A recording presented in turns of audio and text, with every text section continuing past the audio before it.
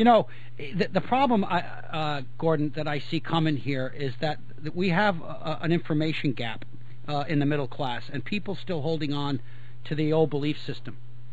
Well, belief system, you mean adherence to right-left paradigm. Mythology. Well, the right-left paradigm. They're still believing Democrat, Republican. They're still believing. I've got an election coming up right now, and heaven forbid I was an Obama supporter, and there are some initiatives that he is involved in that the guy scares me because some of the things he's doing are intelligent and correct, and so much of the things that he's doing. Failure to arrest George W. Bush and imprison him is a crime I'd arrest Obama for immediately. Yeah, but see, Obama's working with the same folks. I mean, come on, he's got Axelrod and he's got Rahm Emanuel. No, we know this. We've seen the usual cast of characters come out of the woodwork. Let me run into this area.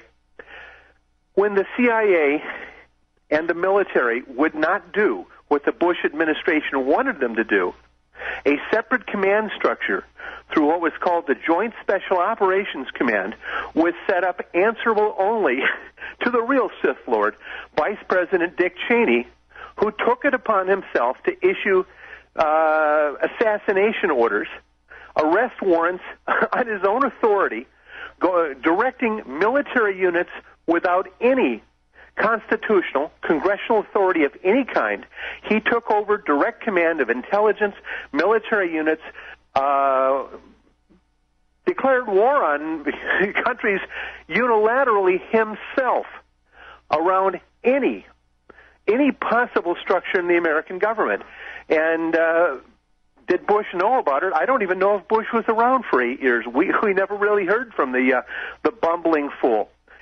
In late 2001, I think we signed him in January 2002, but our Patriot Acts suspended all of our constitutional freedoms in a rather line-by-line way, and then in 2006, we suspended habeas corpus. We decided that anyone who couldn't prove their citizenship didn't have any citizen rights, and that it was assumed that if they, whoever they is, the guys in the, those little trucks that come up and down the street or fly those black helicopters, as soon as they pick you up, you're an enemy combatant, and you aren't allowed to prove your citizenship. So every American citizen is a potential enemy combatant at any given time if the government chooses to detain them. And we've operated 4 years with no constitutional freedoms. And this is one of my complaints about America's, we'll call them the right, is we went with no constitutional freedoms for 3 years, and they only noticed it the day we had a black president sworn in. And, of course, the people who are leading those political movements in the U.S. are the exact same people who drafted the legislation taking away the constitutional freedoms.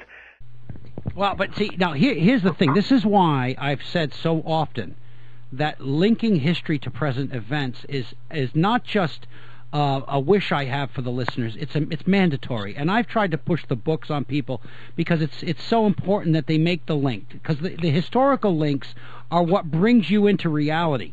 And there are some top people. I mean, Nestor Webster's writings are just brilliant. Well, tell me what you think. What do you think of Chomsky? I think the guy's a shill. There you go. And there are other subjects here, and we agreed not to discuss Holocaust denial and so many other things, revisionist history.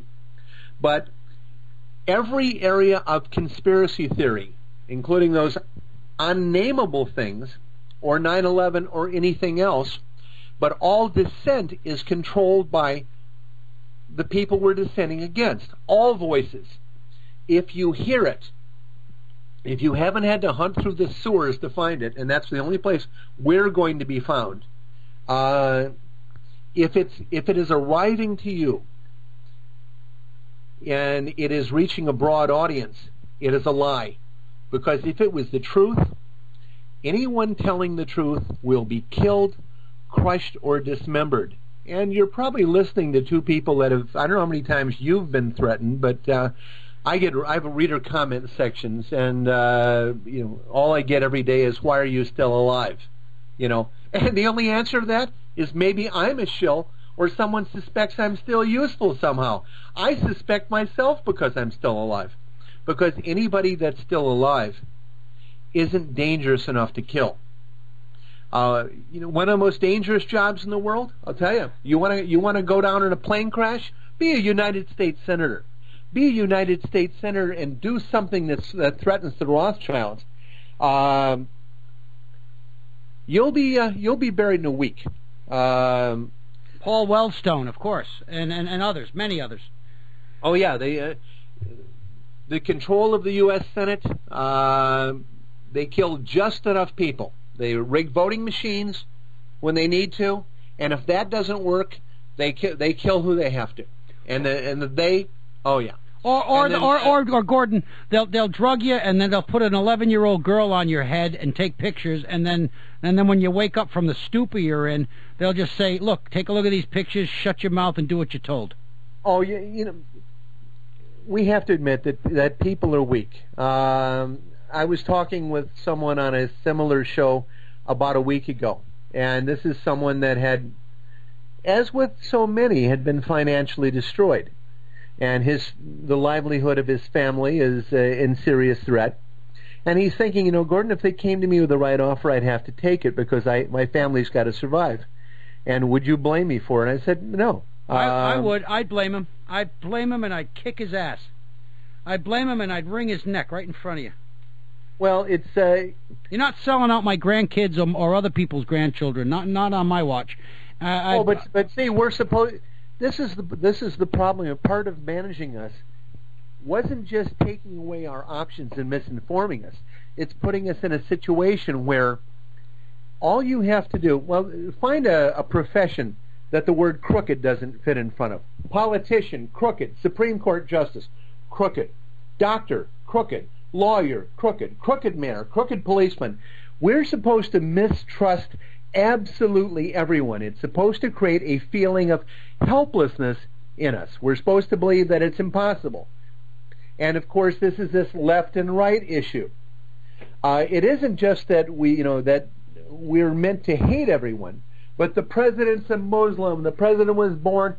Well, I tell you, if you want to know who belongs in prison, anyone that says President Obama, is a Muslim or that he was born in Kenya. I'm sorry, it's over the top. That's people simply not attacking Obama. They're trying to destroy what remaining credibility there is in the U.S. Talk about insane conspiracy theory. Why don't you ever hear anyone talking about the president being born in Kenya as a conspiracy theory? Well, first of all, it's utterly insane, without any basis in reality. Anybody that would want to go to Kenya to have a baby, I'm sorry. He wouldn't be alive right now if he were born in Kenya. It's totally nuts, but it will never be called conspiracy theory because it attacks the root credibility of America's political system.